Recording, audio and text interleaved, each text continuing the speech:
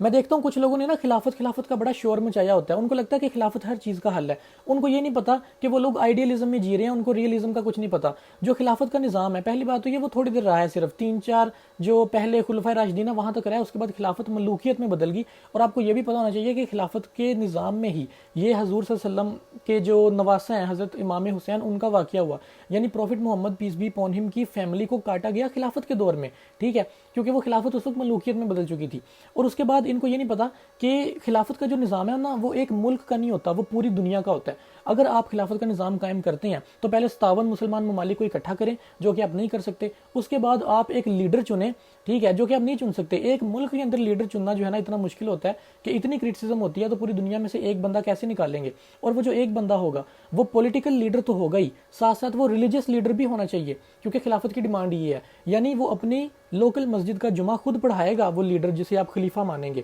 ٹھیک ہے، جو کہ آلموسٹ امپاسبل ہے۔ اور اس کے علاوہ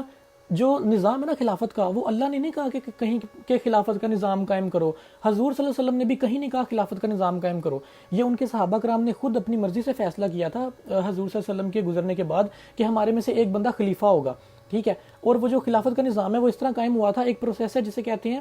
اجماع کہتے ہیں کہ آپس میں کنسلٹیشن کرنا، کہ مسلمانوں نے اس وقت کے دور میں فیصلہ کیا، آپس میں کنسلٹیشن کی کہ کیسے مسلمانوں کو لیڈ کیا جائے۔ تو جو آپس میں فیصلہ ہوا وہ یہ کہ ایک بندے کو لیڈر چن لیتے ہیں، وہ ہمارا خلیفہ ہوگا، ٹھیک ہے۔ حضور صلی اللہ علیہ وسلم خلیفہ نہیں تھے، وہ رسول اللہ تھے، ٹھیک ہے، پروفٹ آف دا اللہ تھے، وہ خلیفہ نہیں تھے، خلیفہ پہلے حضرت ابوبکر تھے، اور وہ حضور صلی اللہ علیہ وسلم کی مرضی کے ساتھ نہیں تھے خلیفہ، وہ آپس میں لوگوں نے ڈیسائیڈ کیا کہ ہمیں سے ایک خلیفہ ہوگا، تو وہاں سے خلافت کا نظام تھوڑا سا شروع ہو گیا۔ اور پھر خلافت کے اندر جو ظلم ہوئے ہیں بعد میں 4 لوگوں کے گزرنے کے بعد، جو خلفائے راشدین کا دور ہے ان کے گزرنے کے بعد جو ظلم ہوئے ہیں سارے خلافت میں ہوئے ہیں۔ مسلمانوں نے جو اتنا زیادہ زوال دیکھا ہے وہ خلافت کے ختم ہونے کی وجہ سے اور اس کے دور میں ہی دیکھا ہے، کیونکہ خلافت ملوکیت میں بدل گئی تھی۔ صرف 1 2 لیڈر آئے تھے بعد میں، جیسے حضرت عمر بن عبدالعزیز آئے، وہ خلیفہ کہلانے کے لائق تھے، باقی جو زیادہ تر ملوکیت ہی تھی وہ خلافت۔